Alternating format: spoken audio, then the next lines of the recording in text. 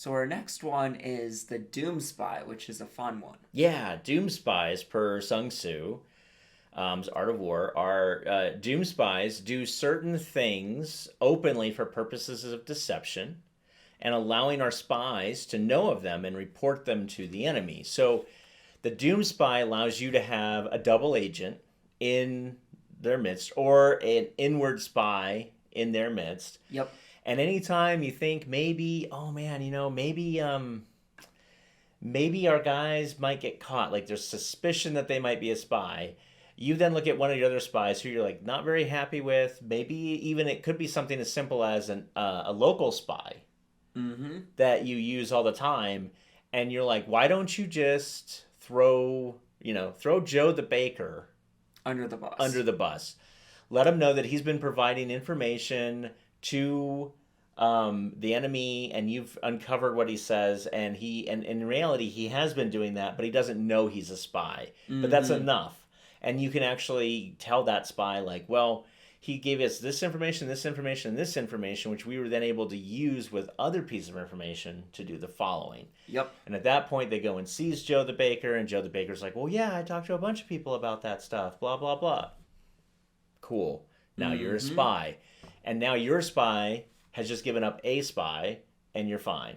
Or your spy could give up a spy you found in your own ranks, right? That you could give up another, like a double agent, and say, hey, your spy gives like, look, I was in a room with so-and-so, and you think he's working for us as an inward spy, but I tell you that he's already flipped because he was telling them about everything that about this, and this.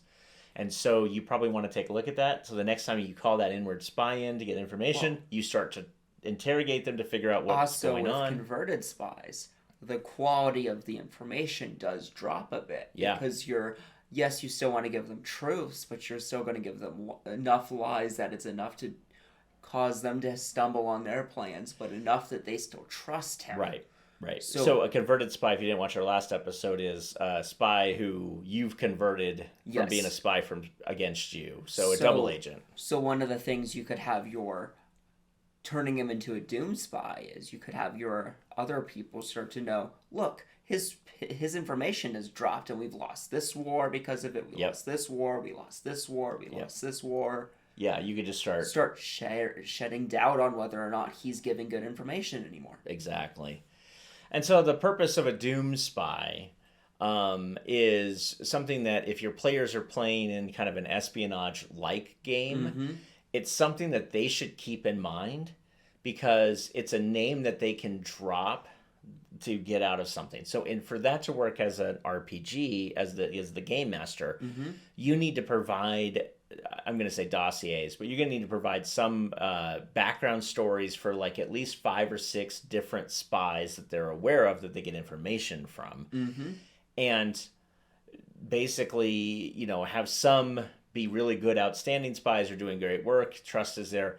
Others, every time they give you information, you're kind of like, this is like 50-50, right? Maybe 25-75, right? Like it's not good info. And so at that point, if something bad were to happen, your players are getting interrogated by their boss, who they're spying against, let's say. At that point, you can look at them and say, well, make me like some sort of knowledge check. Make me some sort of intelligence roll. Make me some sort of wisdom, like whatever makes sense in your game with your players, with your system. And then at that point, if they roll something decent, you go, you think you could get out of this if you were just to throw somebody else's name to the wolves. And at which point they go, oh yeah, you know what? Man, Joe is a horrible spy. But Joe has given us right information. Joe is a spy. If we give Joe's name, they'll get him in here. And then we might be able to get off the hook if we do this right. Also, on the flip side, how you could use it as a GM, how you could use Doom Spies. Yep.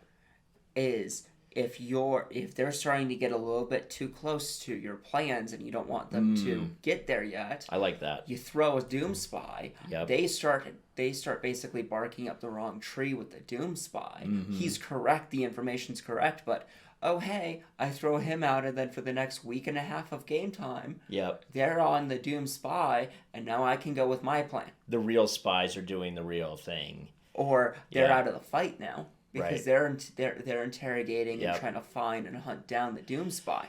That's a good point, because you could remember timelines. We've covered timelines before, but remember timelines. I like to create just a quick timeline that just says, okay, so month 1, month 2, month 3. It could be week 1, could be day 1, depending on, And if you're playing the game like based on 24, the old TV show 24, where everything was 24 hours, it'd be hour 1, hour 2, hour 3. And it was like, okay, so if my hero doesn't do X, then this is happening. Mm-hmm. And so the other thing too is your people could be like, how do I keep my hero out of that battle or out of that conflict or even out of that office? Because if I keep them out of that office, it really will mess up a lot of plans for them and make it a little harder for them to do what they're trying to do. And it also brings the storyline along. Yeah, absolutely. They can only be in so many places at the same time. And to be fair, it's not like, okay, so just try and experiment with me. Close your eyes. Yeah, the world's still here. Yep. So, just because your players are asleep or they're somewhere else or something else is happening doesn't mean that the world's not marching forward without them, And also, if you have a big bad. Yeah. And that person's scheming and conniving and planning. And I would have gotten away with it if it weren't for your meddling kids. Right, exactly. The easiest way to have the meddling kids stop interfering is to get rid of them. It's to make them meddle somewhere else. So right.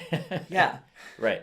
So in this case, your Doomed Spy, that you're as the game master, you could have a spy that they're focusing on that keeps them out of the office, keeps them out of the fight, keeps them out of the room. Yep.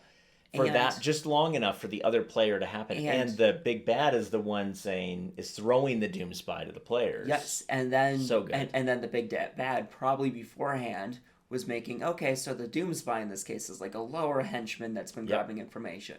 Right. I'm going to have my other spies that have been giving them information tell them, hey, you guys need to hit this dungeon because this dungeon has these ingredients that the big bad needs in order to do his plan. In reality, he doesn't care. But that gets you off. That now you're 20 days away in this dungeon. Yep. And then, meanwhile, his Doomed Spy is the one guarding and keeping up on the dungeon. Yep, that's his job. Yeah, he's the NPC torchbearer type of guy to run in there with the players. And he may get killed there, he may not get killed there, and it doesn't matter. They come across with those 3 ingredients, and that's the best part about that thing. We got the 3 ingredients. We stopped his plan. Well, from the player's perspective, they did.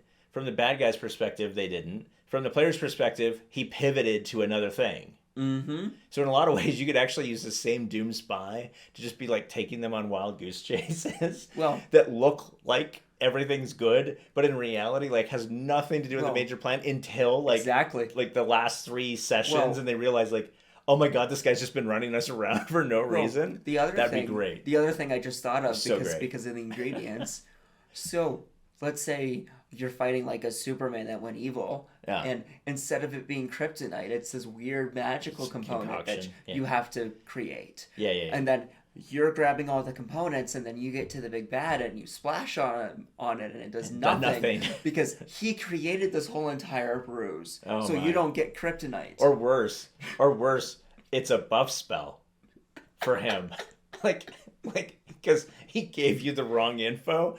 So he's like, oh no, I'm melting, and is like, no, I just Japanese game. He just morphs into the final form boss or whatever because of you. Like that'd be hilarious. You could have your big bad use Doomed Spies too. If you're gonna do that, you have to give them some like way of figuring out, or at least having some like foreshadowing. Like maybe this guy's not all he is cracked up to be. Maybe we shouldn't throw this on the big man. Maybe we should look at other things. Like you got to give them some way of figuring out whether or not they want to do it. But man, that would be a hilarious story arc. Anyway, hopefully that's giving you some ideas on how you can use Doomed Spies both for your players' benefit and also for your own comic relief. And with that, we'll see you next time. Take care.